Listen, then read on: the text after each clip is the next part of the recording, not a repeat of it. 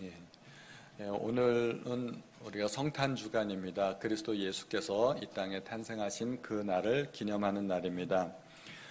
사갈의 가정을 하나님께서 특별히 선택하셔서 그리스도의 탄생을 예비하는 가정으로 삼으셨습니다. 하나님께서 왜 그 가정을 선택하셨는지 우리가 한번 오늘 말씀을 통해서 묵상해보고 우리도 그렇게 될 수 있었으면 좋겠다는 생각을 가져봅니다. 사복음서 중에 유일하게 누가복음에서만 요한의 탄생을 다루고 있습니다. 누가복음의 기록자였던 이 누가는 성경 기록자 중에서 유일하게 이방인이었습니다. 성경 기록자들 거의 대부분 유대인들이었는데 유일하게 누가만 이방인이었습니다. 사복음서의 기록자 중에 마태와 요한은 예수님의 직계제자였고 마가는 베드로의 생질, 조카였습니다. 그래서 예수님에 관한 그 대부분의 기사를 베드로에게 전해 들었을 것입니다. 그래서 복음서를 기록할 때 마태와 요한은 자기가 직접 경험했던 예수님에 대한 이야기를 기억에 의존해서 적었을 것이고 마가는 자기가 전해들은 베드로로부터 전해들은 이야기를 또 기억력에 의존해서 적었을 것입니다. 그렇기 때문에 이 세 사람의 기록은 대부분 예수님에 관한 기록으로 집중되어 있습니다. 그러나 누가는 예수님과 전혀 관계가 없습니다. 사도 바울도 예수님과 직접 관계가 없었죠. 그러니까 바울과 동행했지만 바울로부터 들은 바도 그렇게 많지 않았습니다. 누가는 예수님의 행적을 따라다니면서 현지 조사를 통해서 또 인터뷰를 통해서 예수님의 기록을 남기게 됩니다. 그러다 보니까 예수님의 탄생 이전에 관한 기록은 누가가 가장 많이 기록할 수밖에 없었던 것입니다. 이것은 제가 지난 수요일 날 드렸던 성경 공부 이야기와 일치하는 내용입니다.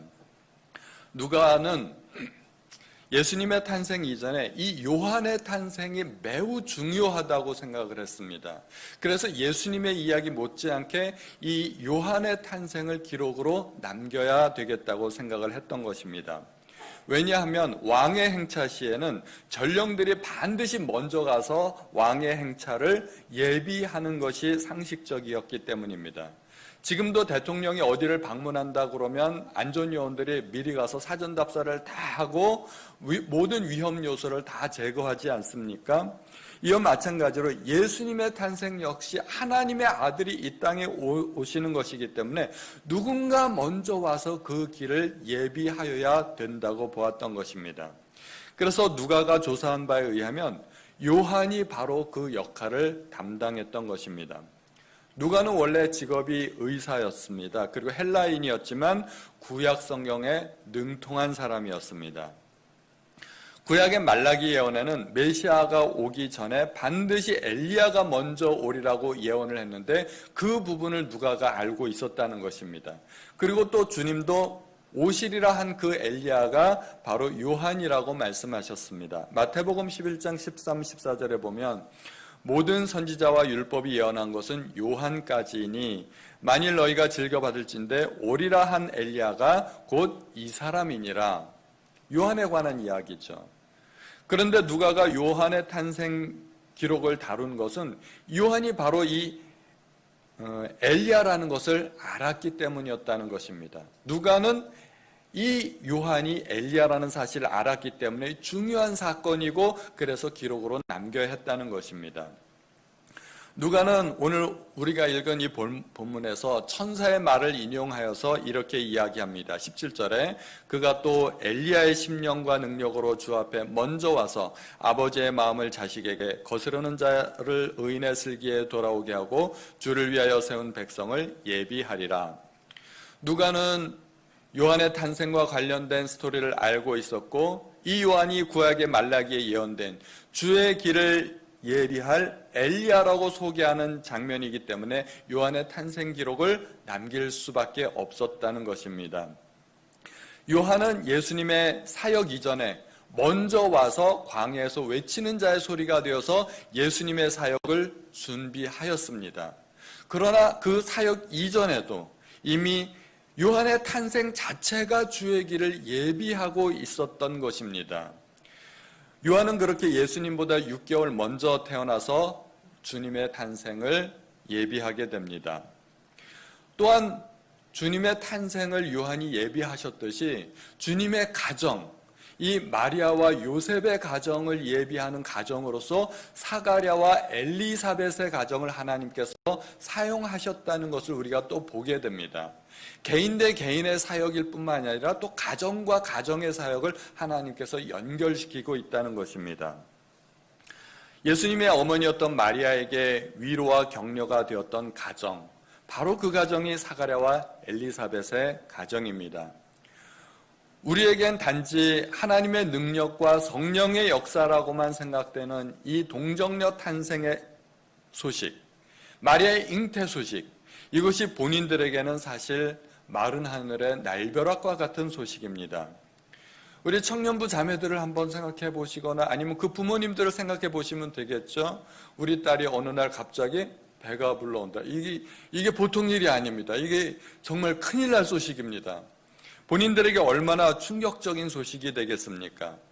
다행히 천사가 마리아에게 나타나고 요셉에게 나타나서 자초지정을 설명하기는 했지만, 그러나 정작 당사자인 마리아에게 이 사건은 쉽게 믿어질 수도 없고 받아들일 수도 없는 그런 힘든 사건이었다는 것입니다. 우리는 남의 일은 너무 쉽게 생각하는 경향이 있어요. 우리가 본인들 일처럼 한번 생각해 보면 이것이 정말 어려운 일이라는 것을 알게 되실 것입니다. 그런데 이 천사가 마리아에게 잉태 소식을 전하면서 동시에 전한 소식이 하나 있었는데, 그것이 바로 엘리사벳의 잉태 소식이었다는 것입니다. 마리아는 처음에 믿지를 못했죠. 그래서 나는 남자를 알지 못하니 어찌 이 일이 있으리까 하고 천사에게 반문했습니다. 그때 천사가 전하여 준 소식이 바로 이것입니다.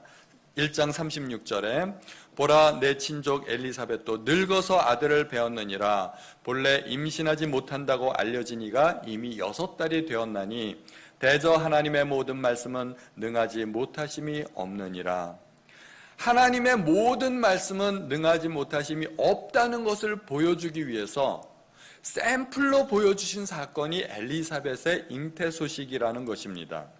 사가랴와 엘리사벳은 노부부였고 이미 잉태 시기가 지났습니다. 잉태할 수 있는 시기가 지나버린 것입니다. 그런데 하나님께서 그들에게 아들을 주셨다는 것입니다. 하나님의 능력으로. 요셉과 마리아는 결혼 전이죠. 사람에게는 가능한 시기라는 게 있습니다. 운동선수들도 나이가 들면 은퇴하지 않습니까? 정년기라는 게 있습니다. 공부도 적당한 때가 있고 운동도 적당한 때가 있습니다. 하나님은 어떠실까요? 하나님은 사람이 가능한 시기, 그 이전에도 가능하시고 그 이후에도 가능한 하나님이라는 것을 하나님께서 보여주시는 것입니다. 그래서 사가랴와 엘리사벳을 통해서는 사람이 가능한 그 시기 이후에도 하나님은 일하실 수 있고, 또 요셉과 마리아의 가정을 통해서는 그들이 잉태하기 전에, 잉태가 가능하기 그 이전에도 하나님은 역사하실 수 있다는 것을 하나님께서 보여주시는 것입니다. 하나님의 능력은 다 가능하다는 것입니다. 그러므로 아브라함이 100세나 되어서 아들을 낳은 것이나, 엘리사벳이 늙어서 아들을 얻은 것이나, 또 마리아가 처녀로서 잉태한 것이나 모두가 동일한 하나님의 능력으로 되는 사건이라는 것입니다. 그래서 마리아의 그 믿음을 키워주기 위해서 엘리사벳에게 잉태 소식을 미리 전해주었던 것입니다. 그런데 마리아가 하나님의 능력으로 잉태한 것이라고 동네 사람들에게 그렇게 이야기하면 주변 사람들이 고지 들을까요? 믿겠습니까? 저 같아도 안 믿을 것입니다. 손가락질하고 거짓말이라고 비난할 것입니다. 그런데 그 옆에서 누군가 나도 하나님의 능력으로 아이를 가졌다 이렇게 말을 한다면 마리아가 얼마나 큰 힘이 되고 격려가 되고 위로가 되겠습니까? 엘리사벳의 그 이야기를 듣고 천사가 떠나자마자 마리아는 일어나 빨리 엘리사벳을 방문합니다. 이게 정말인가? 정말인가 싶어서 엘리사벳을 방문하는 것입니다. 마리아가 방문했을 때 엘리사벳의 복중에 있던 이미 6개월 된 아이가 뛰기 시작합니다. 그리고 그 뛰는 것을 느끼면서, 아이의 태동을 느끼면서 엘리사벳은 마리아의 문안을 받자마자 성령이 충만해가지고 하나님을 찬양합니다. 여자 중에 내가 복이 있으며 내 태중의 아이도 복이 있도다. 하나님을 찬양합니다. 마리아가 말도 꺼내기 전에 엘리사벳이 벌써 성령의 감동으로 알았던 겁니다. 자기 복중의 아이도 그 예수님의 방문을 축하했고 이미 마리아에게 잉태된 것을 엘리사벳이 알고 있었다는 것입니다. 이 엘리사벳의 찬미 소리를 들었을 때, 그리고 엘리사벳이 마리아의 잉태 소식을 알려주었을 때 비로소 마리아도 하나님을 찬양하게 됩니다. 마리아가 처음 천사로부터 잉태 소식을 듣게 되었을 때 이 충격과 경악과 놀라움 때문에 사실은 그때는 하나님을 찬양할 수 없었습니다.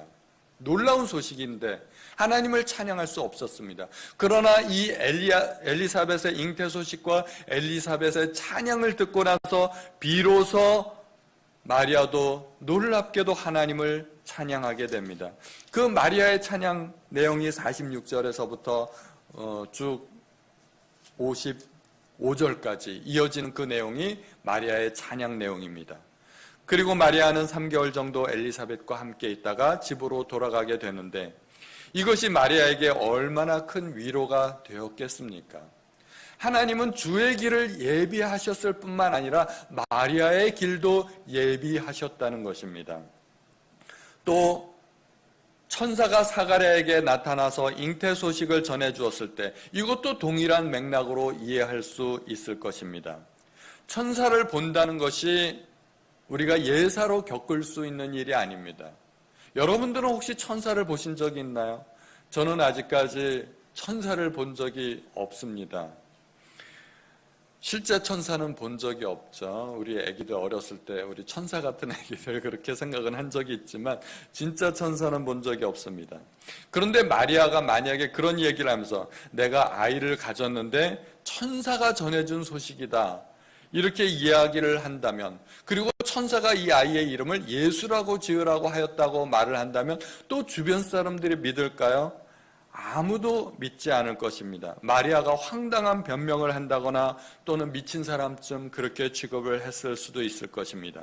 그런데 똑같은 경험을 또 사가랴가 하게 됩니다. 나에게도 천사가 나타났고 나에게도 우리 와이프의 잉태 소식을 천사가 알려주었다. 그리고 그 이름도 알려주었다. 요한이라고 하라고.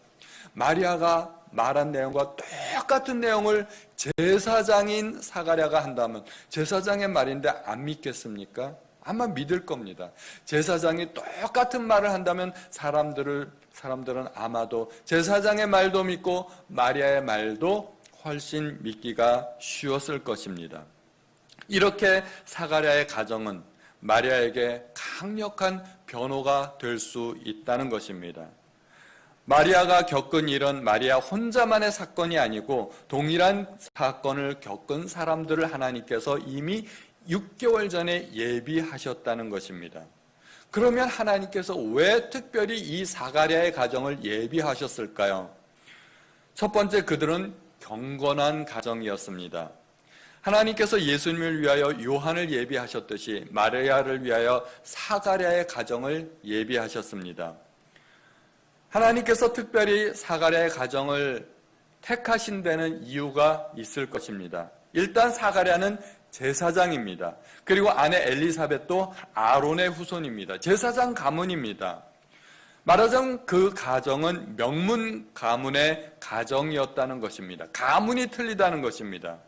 가문이 어떠한 가문인가 하는 것은 대수롭지 않게 우리가 생각할 수도 있지만 생각보다 중요한 의미를 가지는 경우가 많습니다. 그래서 선볼 때도 가문을 따지는 경우가 많죠. 그 가문이 어떠한 가문인지, 뼈대 있는 가문인지 이런 것들을 보게 됩니다. 몇 대째 기독교 가문이라든가 이런 거를 들으면은 굉장히 일단 안심이 되지 않습니까? 그 가정이 목회자 가정이라든가 아니면 그 자제분이 장로님의 딸이라든가 권사님의 아들 귀한 자제라든가 이러면 일단 한 수 먹고 들어가는 겁니다. 굉장히 큰 안심이 되지 않습니까? 젊은 사람들은 사랑하면 됐지 그렇게 생각을 하지만 가문이 아무것도 아닌 것 같지만 가문이 때로는 중요하다는 것입니다. 학자 가문에서는 학자들이 많이 나오고 또 의사 가문에서는 의사가 많이 배출이 됩니다. 주정뱅이 가문에서는 주정뱅이가 또 많이 나옵니다. 목회자 가문에는 또 목회자가 많습니다. 저희 처가 쪽을 보면 저희 아내는 완전히 목회자 가정이에요. 저희 아내는 아버지도 목사였고 어머니도 목사였고 남편도 목사고 작은 아버지도 목사고 또 작은 어머니도 목사고 처남들 중에 사촌 처남들 중에 3사람이 목사고 또 처숙모도 목사고 목사가 얼마나 많은지 몰라요. 그야말로 목회자 가문이에요. 그러니까 저는 그 가문에 들어가면서 그 목회자 가문에 영입이 됐나요? 어떻게 된 건가요? 그래서 저도 목회자 가문에 합류가 되면서 저도 목회자가 되지 않았습니까? 그래서 가문이 굉장히 중요한 것 같습니다. 우리는 가문을 중요하게 생각해야 됩니다. 우리가 꿈꾸어야 하는 그런 가문과 가정이 있다는 것입니다. 기독교 신앙 위에 세워진 경건한 가문을 만드는 사람들, 그것이 우리가 꿈꾸는 가문, 가정이 되어야 할 줄로 믿습니다. 하나님께서 그러한 가문과 그러한 가정을 소중히 여기신다는 것입니다. 두 번째로 사가랴와 엘리사벳은 하나님 앞에 의인이라는 칭호를 받습니다. 성경은 사가랴와 엘리사벳이 하나님 앞에 의인이라고 증언합니다. 하나님 앞에 의인이라는 것은 하나님께서 주실 수 있는 최대의 칭찬이라고 저는 생각합니다. 더 큰 칭찬이 있을 수 있을까요? 성경에서 의인이라고 했을 때 하나님께서 인정하신 의인은 불과 몇 명 되지 않습니다. 예를 들면 노아는 하나님께서 인정하셨던 당대의 의인이었습니다. 또 하나님께서 택하셨던 아브라함의 믿음도 하나님께서 의로 인정하셨습니다. 에스겔서를 보면 하나님께서 인정하셨던 의인들이 3사람인데 노아, 다니엘, 욥, 이 3사람을 하나님께서 의인으로 또 인정하셨습니다. 만약에 하나님께서 어떤 중요한 일이 있는데 이 중요한 일을 위해서 한 사람을 선택하신다면 하나님께서 선택하시는 그 기준이 무엇일까요? 재산, 학벌, 사회적 지위, 재능? 아무것도 아닙니다. 하나님께서 의인을 선택하신다는 것입니다. 온 세상이 패역하여서 하나님께서 온 세상을 물로 심판하기로 작정하셨을 때 하나님께서는 인류의 새 출발을 위하여 한 사람, 한 가정을 남겨두기로 작정하십니다. 하나님께서 예비하신 그 한 사람은 인류의 새 출발을 위해서 남겨놓기로 하신 그 사람은 건강하고 머리가 좋고 재능이 많은 사람이 아니라 늙고 힘없는 한 사람, 바로 노아였다는 것입니다. 노아가 600세 되던 때 홍수가 시작되었습니다. 노아에 관한 기록을 보면 창세기 6장 9절에 노아는 의인이요 당대 완전한 자라. 하나님께서 보신 기준은 바로 이것이었다는 것입니다. 소돔과 고모라가 멸망했던 이유는 의인 10명이 없었기 때문이었습니다. 예루살렘은 왜 멸망했을까요? 국력이 약해서 외세 침략을 받아서 멸망한 게 아닙니다. 의인 한 사람이 없었기 때문에 멸망한 겁니다. 예레미야 5장 1절에 너희는 예루살렘 거리로 빨리 다니며 그 넓은 거리에서 찾아보고 알라. 너희가 만일 정의를 행하며 진리를 구하는 자를 한 사람이라도 찾으면 내가 이 성읍을 용서하리라. 얼마나 하나님의 마음이 불같고 답답했으면 이런 말씀을 하셨겠습니까? 그 큰 성읍 예루살렘에 의인 한 사람이 없어서 그 성읍을 하나님께서 멸하실 수밖에 없었다는 겁니다. 오늘날 하나님이 찾으시는 사람이 있다면 어떤 사람일까요? 하나님께는 능력 있는 사람이 필요한 것이 아닙니다. 우리는 하나님께 능력 달라고 기도하지만 정작 하나님께서 필요로 하시는 사람은 능력 있는 사람이 아니라 의로운 사람입니다. 사가랴와 엘리사벳은 하나님 앞에 의인이었고 이 가정은 하나님께서 사용하시기에 적당한, 합당한 가정이었던 것입니다. 셋째로 그들은 하나님 앞에 흠없는 삶을 살았습니다. 하나님 앞에 얼마나 흠없는 삶을 살았던지 그들은 자기 직무에 충실한 삶을 살았고 기도하는 삶을 살았고 또 경건한 자녀를 양육할 수 있는 그러한 삶을 살았습니다. 아비야 반열에 제사장 한 사람이 있었는데 그가 사가랴라고 이야기합니다. 제사장 반열은 당시에 24개의 제사장 반열이 있었습니다. 그래서 한 달에 2반열씩, 그래서 한 반열이 들어가면 보름씩 봉사하고 성전에서 나왔죠. 그래서 24개의 반열이 있었고 사가랴는 8번째 반열에 속하였습니다. 이 이야기는 역대상 24장에 나오는 이야기인데, 누가는 이런 걸 보면 구약 성경에도 능통하였고 또 요한의 족보까지 아주 세밀하게 조사하였다는 것을 우리가 알 수 있게 됩니다. 아론의 아들들이었던 나답과 아비후는 하나님께서 명령하지 않은 다른 불로 분향하다가 하나님의 진노를 사서 죽게 됩니다. 그냥 분향하면 그 분향단에서 향이 올라가면 그걸로 끝 아닐까요? 그런데 하나님께서 명령하신 특별한 불이 있다는 겁니다. 이게 라이터 불인지 성냥 불인지 이것까지도 하나님은 중요하게 여기신다는 것입니다. 엘리 제사장의 2 아들이었던 홈리와 비나스는 하나님께 드리는 제사를 경홀히 여기다가 하나님의 진노를 사서 멸문지화를 당합니다. 한 가문이 하루아침에 완전히 멸망하게 됩니다.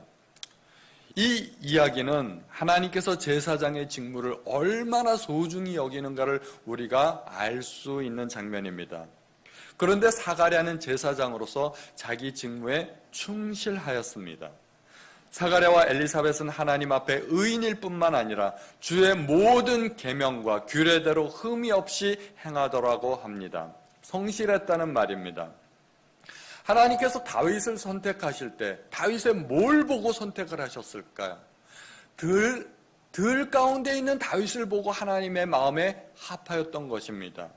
그 양 한 마리를 지키기 위해서 자기의 목숨을 걸고 사자와 싸우고 곰과 맞서 싸우고 물맷돌을 던지고 몽둥이를 휘둘려서 그 맹수와 싸우던 그 장면을 보고 하나님께서 내 마음에 합한 자라고 말씀하시고 왕위를 맡기시는 것입니다. 맡은 자들에게 구할 것은 충성이라 하셨습니다. 하나님께서 요구하시는 것은 능력 있게 일을 잘하는 것이 아니라 성실함과 충성이라는 것입니다. 사가랴와 엘리사벳의 가정은 그러한 가정이었던 것입니다. 또한 그들은 비록 나이가 많았지만 그럼에도 불구하고 하나님 앞에 끊임없이 기도하던 가정이었습니다. 이미 잉태 시기가 지났습니다. 생리학적으로 볼 때는 아이 베는 것이 더 이상 불가능합니다. 기도해도 하나님께서 응답해 주실 것 같지 않은 나이입니다. 그럼에도 불구하고 그들은 계속해서 하나님 앞에 간구했습니다. 그들은 기도하기를 포기하지 않았고 결국은 하나님께로부터 응답을 받았습니다. 또한 그들은 경건한 자녀를 양육하게 됩니다. 그들이 낳을 자녀는 메시아의 길을 예비하는 위대한 일을 할 자녀였습니다. 그래서 요한은 포도주나 독주를 마시지 아니하고 모태로부터 성령의 충만함을 입은 나시린이었습니다. 이 나시린 규정이 또 성경에 있죠. 하나님께서 특별히 택하신 사람입니다. 하나님 앞에 바쳐진 사람입니다. 예를 들면 구약에 사무엘 선지자가 있고 삼손 같은 사람들이 있습니다. 대표적인 나시린입니다. 그러나 삼손의 부모는 삼손을 거룩한 하나님의 사람으로 양육하는데 실패하였습니다. 삼손이 비록 하나님께로부터 부여받은 특별한 힘이 있기는 했지만 그러나 삼손의 삶은 거룩하지 못했습니다. 그러나 요한이 약 30세쯤 되어서 사역을 시작했을 때 그는 낙타토롯을 입었고 광야에 거하면서 바위에 묻은 그런 꿀을 먹고 메뚜기를 잡아먹으면서 하나님의 말씀이 임하기를 기다렸습니다. 그리고 하나님의 말씀이 임하자 거침없이 주의 말씀을 증거하면서 회개의 메시지를 증언할 수 있었습니다. 경건한 자녀를 양육하는 일이야말로 사람이 할 수 있는 일들 중에 가장 위대하고 놀라운 일이 아닌가 생각이 됩니다. 다른 모든 것들은 내 능력으로 또 노력하면 되지만 자녀 문제만큼은 내가 노력한다고 되는 것은 아닌 것 같습니다. 자녀는 정말 뜻대로 되지 않습니다. 자녀를 잘 양육하는 것이야말로 하나님께서 주신 막중한 사명을 감당하는 훌륭한 일이라고 생각이 됩니다.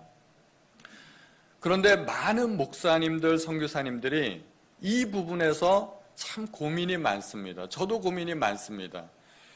이 목사님들, 선교사님들 이야기를 들어보면 의외로 그 가정이 굉장히 경건한 가정인 것 같은데 자녀들 중에 삐뚤어 나가는 그런 자녀들이 있다는 겁니다. 이게 참 큰 숙제입니다. 뜻대로 안 됩니다. 내 신앙 갖고 안 된다는 얘기죠. 그런데 사가랴와 엘리사벳은 요한을 정말 잘 키웠습니다. 정말 대단한 인물로 키웠습니다. 그래서 주님도 여자가 낳은 이 중에 요한보다 큰 이가 없다고 말씀하지 않았습니까? 사가랴와 엘리사벳은 하나님이 선택하실 만한 가정이었다는 이야기입니다. 아기 예수의 탄생을 즈음하여 예수의 탄생을 위해서 하나님께서 준비하게 한 사람들이 있었습니다. 동방의 박사들은 새로운 왕의 탄생을 기대하면서 먼 여행을 했습니다. 또 아기 예수의 탄생에 무관심하거나 반감을 가지고 있는 사람들도 있었습니다. 예루살렘에 있었던 대부분의 유대인들, 서기관들, 바리새인들은 사실은 예수님의 탄생에 무관심했습니다. 또는 아예 모르고 있었습니다. 헤롯은 새로운 왕의 탄생을 두려워했습니다. 그러나 하나님은 아기 예수의 탄생을 축하하고 예비하기 위해서 소수의 사람들을 예비하셨습니다. 오늘 우리가 본문에 본 이 사가랴와 엘리사벳의 가정을 하나님께서 예비하셨습니다. 또 목자와 동방 박사들은 메시아 탄생의 첫 번째 목격자들이 되었습니다. 또 시몬과 안나와 같이 메시아의 탄생을 오랫동안 기다려온 사람들도 있었습니다. 주님께서 또다시 이 땅에 아기로 탄생하시는 일은 없을 겁니다. 그래서 우리는 사가랴처럼 주의 탄생을 예비하는 사람이 될 수는 없을 겁니다. 그러나 주님은 이 땅에 또 한 번 오실 것입니다. 그때는 왕으로 심판주로 오실 것입니다. 그런데 제 생각에는 그때도 역시 주의 길을 예비하는 사람들이 필요하리라 생각이 됩니다. 주님의 오심을 기다리면서 자신을 정결케 하고 주께서 주신 직분을 충실하게 감당하고 천하 만민에게 복음을 전파하는 사람들입니다. 복음이 모든 민족에게 전파되어야 그때야 주님께서 오실 때가 되는 것이기 때문입니다. 날이 갈수록 성탄절의 의미는 퇴색되고 사람들끼리 우리끼리 즐기는 잔칫날이 되어버리는 경향이 있습니다. 특히 올해는 코로나라는 이 세계적인 상황으로 말미암아 주님의 탄생을 축하하는 것조차도 자유롭지 못합니다. 그러나 우리는 2000년 전에 오신 주님의 탄생을 축하하는 것 못지않게 다시 오실 이 메시아를 기대해야 됩니다. 주님의 탄생을 위해 사가랴의 가정을 기뻐하시고 예비하셨던 것처럼 주님께서 다시 오실 때 주께서 찾으시는 사람, 주께서 찾으시는 그 가정, 그러한 가정이 우리 모든 성도님들의 가정이 되실 수 있기를 주님의 이름으로 축원드립니다.